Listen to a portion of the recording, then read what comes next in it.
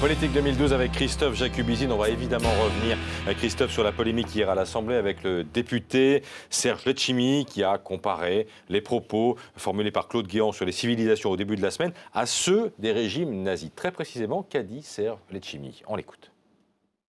Vous, monsieur Guéant, vous privilégiez l'ombre. Vous nous ramenez jour après jour à ces idéologies européennes qui ont donné naissance aux camps de concentration, au bout du long chapelet esclavagiste et colonial. Monsieur Guéant, le régime nazi, si soucieux de purification, était-ce une civilisation? Mes chers collègues.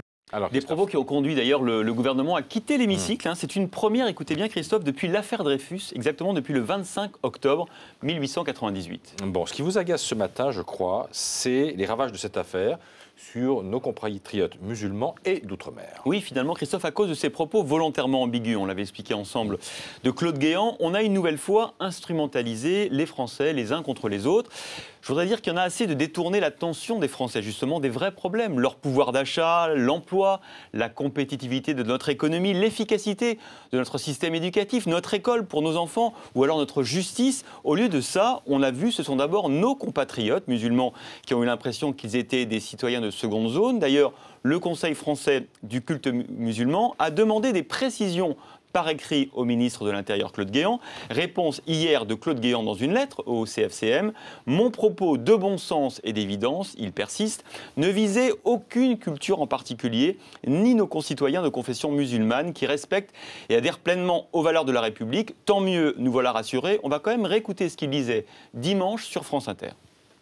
Toutes les civilisations ne se valent pas. Exemple, lorsque se pose la question de l'interdiction du voile intégral, eh bien, la majorité présidentielle vote l'interdiction du voile intégral et les partis socialistes ne participent pas au vote. Autre exemple, les prières de rue, ça gêne beaucoup de Français et ça gêne surtout un principe, celui de la laïcité. Et nous avons interdit les prières de rue.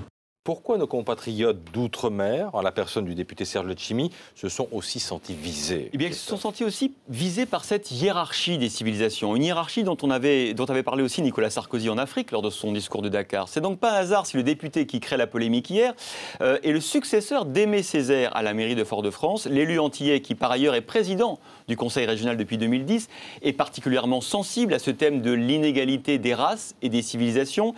Il explique dans une lettre ouverte, il n'y a pas eu que l'intervention à la tribune, une lettre ouverte au ministre de l'Intérieur que c'est cette théorie de l'inégalité des civilisations qui a justifié la colonisation. C'est vrai que sa conclusion, vous allez le voir, est un peu excessive. Je cite, Monsieur Guéant, fouler le sol martiniquais, c'est toucher une terre que des hommes comme Aimé Césaire ont fécondée de leur sang, un sang qui s'est toujours montré soucieux de l'humanisation de l'homme, du respect des civilisations et de leurs différences. Ce serait donc comme une injure à leur mémoire, à leurs pensées, à leurs actions, que de vous laisser une seule minute imaginer que vous serez le bienvenu ici, puisque Claude Guéant doit aller dans quelques jours aux Antilles. Ça aussi, c'est sans doute excessif, mais on ne peut s'empêcher ce matin de citer ce proverbe de l'Ancien Testament, puisqu'ils ont semé le vent, ils récolteront la tempête. Autrement dit, c'est devenu un proverbe, vous savez, qui sème le vent récolte la tempête. C'était Christophe Jacubizine.